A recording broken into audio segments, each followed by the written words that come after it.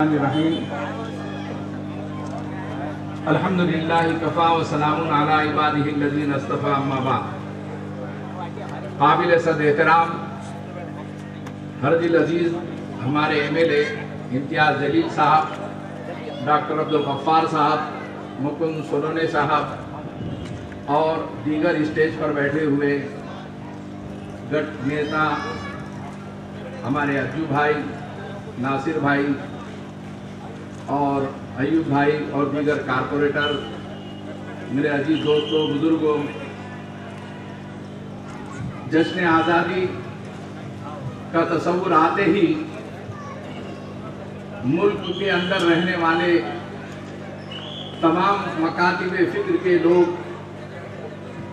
وہ تمام ہمارے بھائی جو ہندو ہیں، مسلم ہیں، سکھ ہے، عیسائی ہے،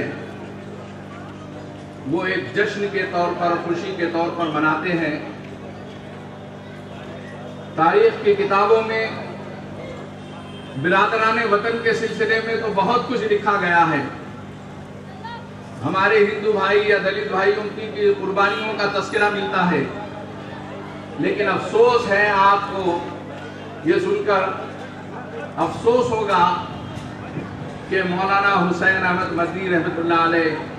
مولانا محمد علی جوہر رحمۃ اللہ علیہ، مولانا حسرت موہانی رحمۃ اللہ علیہ، مولانا عبید اللہ سندھی رحمۃ اللہ علیہ اور اس طریقے کی بے شمار اکابر علماء کی فہرست ہے جنہوں نے اس ملک کی آزادی میں بڑھ چڑھ کر حصہ لیا، قربانیاں دی۔ اس ملک کو آزاد کرانے میں چپے چپے پر اور ایک ایک ملک کے حصے پر آپ جا کر دیکھیں گے تو وہاں سے خون کے قطرے مسلمانوں کے نظر آئیں گے۔ علماء کی قربانیاں اتنی تھی کہ انگریزوں نے اتنا ظلم کیا کہ ظلم کی انتہا ہو چکی تھی۔ جو داڑھی اور ٹوپی والے علماء نظر آتے تھے انہیں درختوں کے اوپر کاٹ کر لٹکا دیا جاتا تھا۔ ہزاروں علماء کرام کی شہادت اس ملک کے اندر گواہی دے رہی ہے کہ ہم نے اس ملک سے پیار کیا، اس دھرتی سے پیار کیا، اس زمین سے پیار کیا ہے۔ ہم نے اس ملک کی آزادی کے لیے جو خون بہایا ہے، آج بیٹھے ہوئے دور اقتدار میں وہ RSS کے لوگ، جن سنگھی لوگ،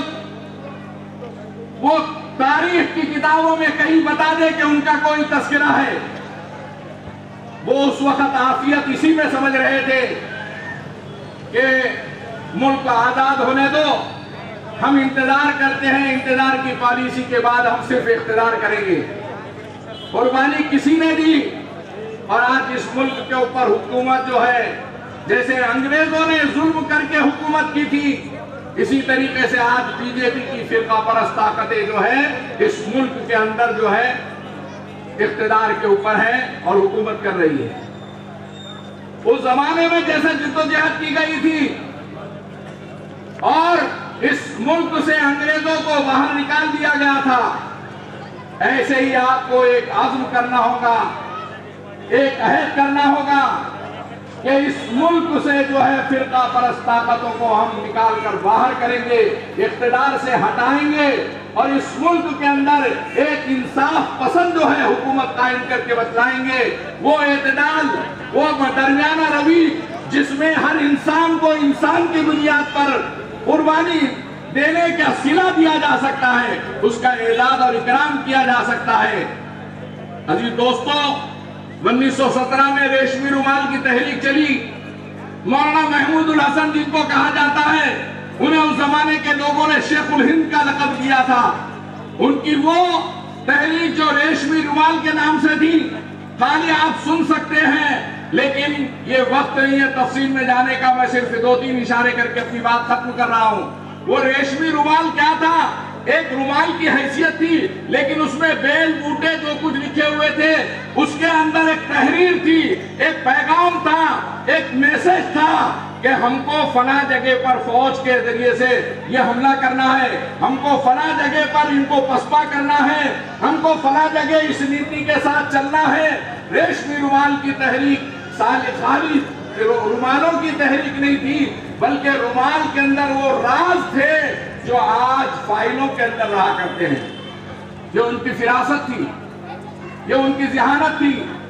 یہ جہاز کے اندر وہ پورے پیغامات لے کر جا رہے تھے، لیکن ہر جگہ کہیں نہ کہیں میر صادق میر جعفر مل جاتے ہیں. ایک مخبر نے اطلاع دی اور یہ پانی کا جہاز روک دیا گیا،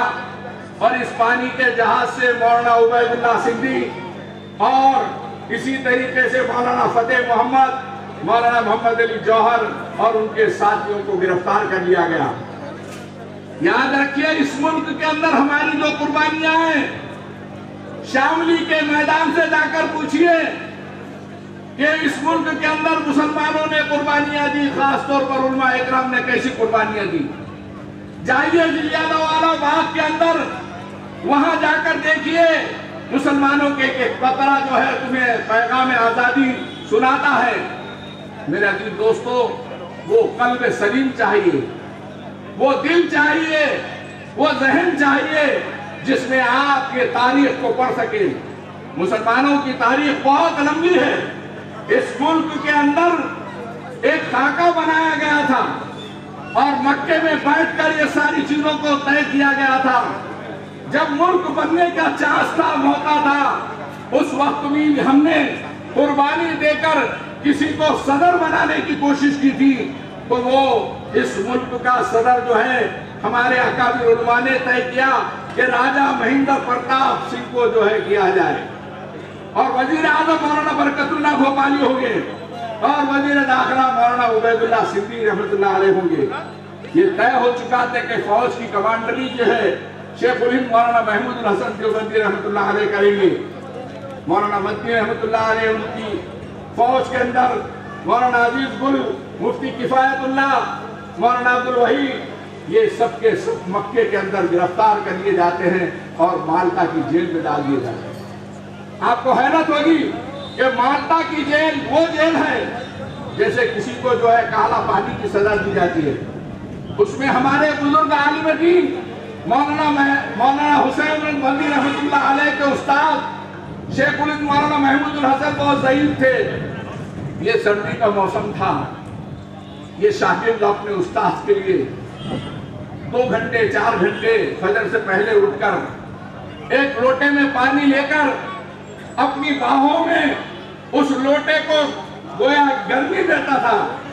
اپنے جسم کی گرمی دے کر اس کو کنکوا پانی بناتا تھا. وہاں کہاں یعنی گیزر اور کولر کا تھوڑی زمانہ تھا. لوگوں نے اتنی قربانی دی، گھنٹوں بیٹھے کہ میرے استاد اٹھیں گے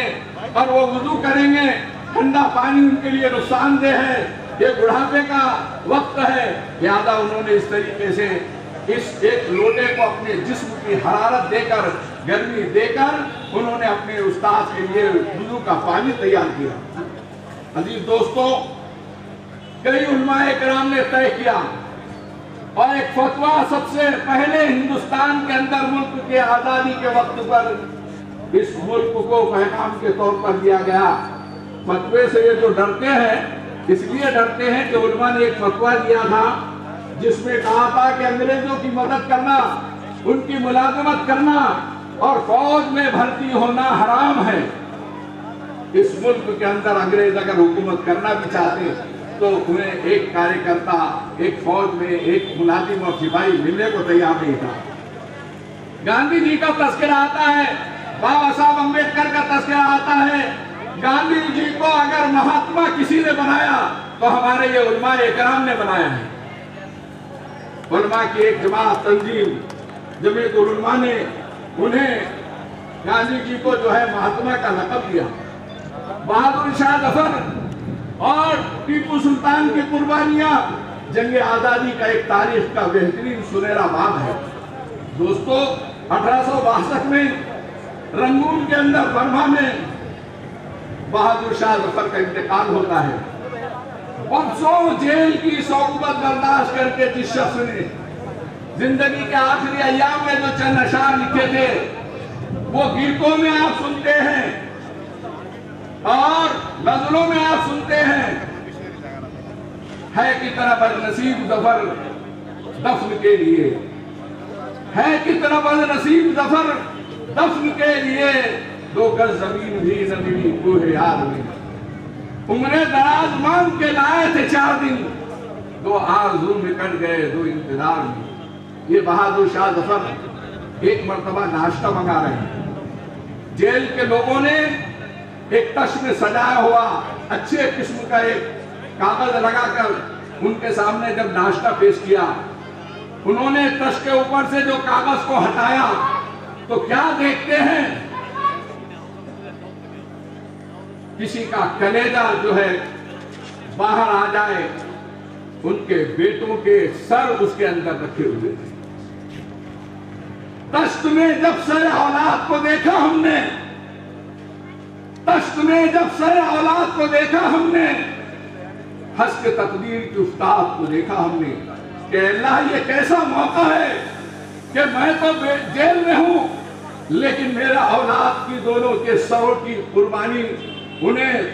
ظالموں نے شہید کر کے میرے سامنے نمک پاشی کرنے کے واسطے میرے زخموں کو تازہ کرنے کے واسطے مجھے پسپا کرنے کے واسطے انہوں نے یہ پیش کیا ہے لیکن فرمایا کہ ہنس کے تقدیر کی افتاد کو دیکھا ہم تو ایسے واقعات سے ایک حوصلہ لیتے ہیں ہم وہ قوم ہیں زندہ قوم ہیں اس ملک کے اندر ہم کرایہ دار کی حیثیت سے نہیں ہیں ہم اس ملک کے اندر ایک مالک کی حیثیت رکھتے ہیں ہماری ملک کے اندر بے شمار قربانیاں ہیں یہ وقت نہیں ہے آخر میں یہ کہوں کہ مجلس اتحاد المسلمین نے صرف مسلمانوں کے لیے کام نہیں کیا ہے مجلس اتحاد المسلمین وہ جماعت ہے جو مسلمانوں کے لیے اقلیتوں کے لیے اور بچھڑے ہوئے لوگوں کے لیے پسماندہ لوگوں کے لیے مظلوموں کی آواز بن کر ابھری ہے بہت اندیشے ہیں بہت پریشانیاں ہیں راتوں کی لوگوں کی نیندیں حرام ہو رہی ہے خواب میں دیکھتے ہیں تو اویسی برادران نظر آ جاتے ہیں رات کی پوری نیند جو ہے ان کی ختم ہو جاتی ہے جدھر جا رہے وہاں پر پابندیاں لگانے کی کوشش کی جا رہی ہے لیکن جس کے ساتھ اللہ کی مدد اور نصرت ہو دنیا کی کوئی طاقت اسے پسپا نہیں کر سکتی ہے اللہ تعالیٰ نے وہ حوصلہ دیا ہمارے قائد کو ان سارے حالات کے باوجود وہ مسجد میں بیٹھ کر انہیں پبلک پلیس پر تقریر کرنے کی اجازت نہ ہو مسجد میں بیٹھ کر اللہ سے رجوع ہوتے ہیں 2 ہاتھ اٹھاتے ہیں اور ادھر جو ہے 25 اور 26 کارپوریٹر جیسے آتے ہیں اور ہمارے حوصلے بہت بلند ہیں ہمارے قائد کے حوصلے بہت بلند ہیں ہم اتر پردیش میں اب قدم رکھنے والے ہیں کشن گنج میں 16 تاریخ کو جو ہے صاحب کی ایک بہت بڑی سبھا ہے عزیز دوستو یہ مقبولیت یہ شہرت یہ صرف پیسے کے ذریعے سے نہیں ہو رہی ہے یہ اخلاص کے بنیاد پر ہو رہی ہے یہ ایک تاریخ رکھتی ہے لہذا میں اس وقت اپنی بات کو ختم کرتے ہوئے میں یہ کہنا چاہتا ہوں کہ آنے والی نسل کو اپنے گھرانے کے لوگوں کو ملک کی آزادی میں مسلمانوں نے کیا قربانیاں دی علماء اکرام نے کیا قربانیاں دی ان کتابوں کو ان بچوں کو پڑھائیے اللہ جل شانہ مجھے آپ تمام کو عمل کی توفیق عطا فرمائے ہمارے حوصلوں کو بلند فرمائے باطل اور فرقہ پرست طاقتوں کو اس ملک سے نکال کر پھینک دے واخر دعوانا الحمدللہ رب العالمین